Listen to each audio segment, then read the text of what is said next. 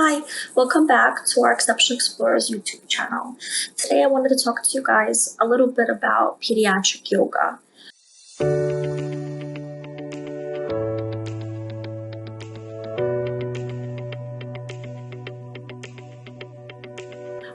By now, many of you know that I am an occupational therapist, and I've worked with adults, and currently I work with children for the last several years.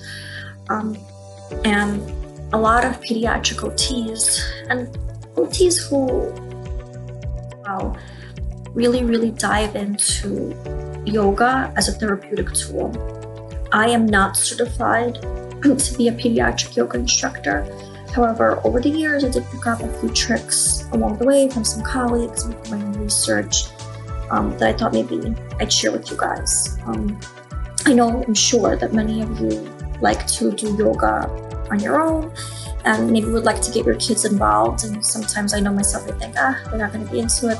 They're too young. But the truth is, from what I've seen and just my practice, my experience with all sorts of kids at all ages, they really are not too young. Like even 2-year-olds can sit for a short time and pay attention and kind of really get into it. So if you are interested in trying yoga with your children, I always like to follow 3 basic rules. Number 1, everybody stays on their own mat. So it's very important that everybody has their own, whatever it is, maybe even a circle, or if you have a yoga mat, that's great, or a towel, beach towel work fine too.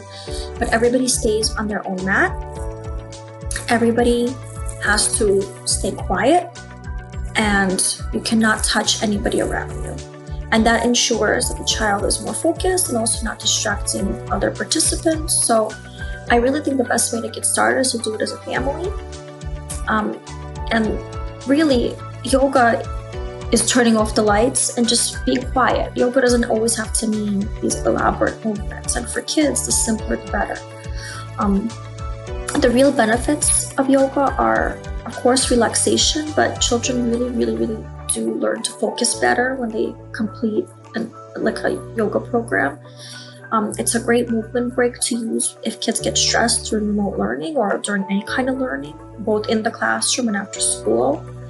It's an excellent sensory experience because you're moving your body into many different types of positions, and it gives your yoga, those positions give your body feedback and tell you where you are in space. Some children might have trouble even staying on their mat because they don't really understand that their bodies need to stay here. And when they move off, some of these kids might not even notice that they left the mat, right?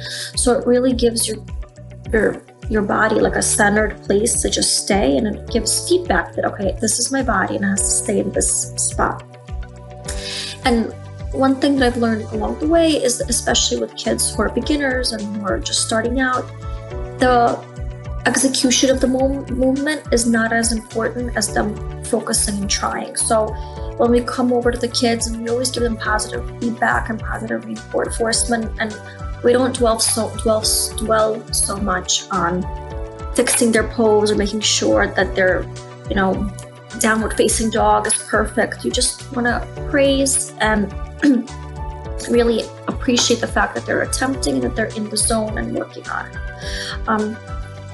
Another element of yoga that I really like as a therapist is being in tune with your body and being in tune with your emotions. So at the end of every session, I like to have the kids think about one act of kindness that they have done for themselves and one act of kindness that they have done for another person that day or that week.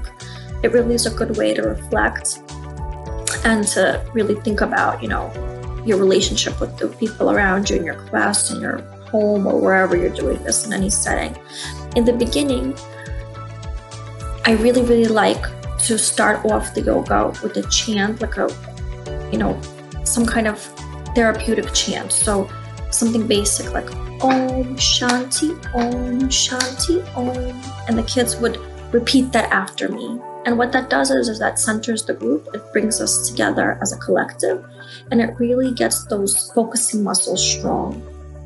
And when I say muscles, when I say things like focusing muscles, that's a really big area that I stress with the kids, that just like any other muscle in your body, the more you work on it, the stronger it gets. The same thing with your kindness muscles and your focusing muscles and your patience muscles. And we can make those areas in our brain and our bodies much, much stronger.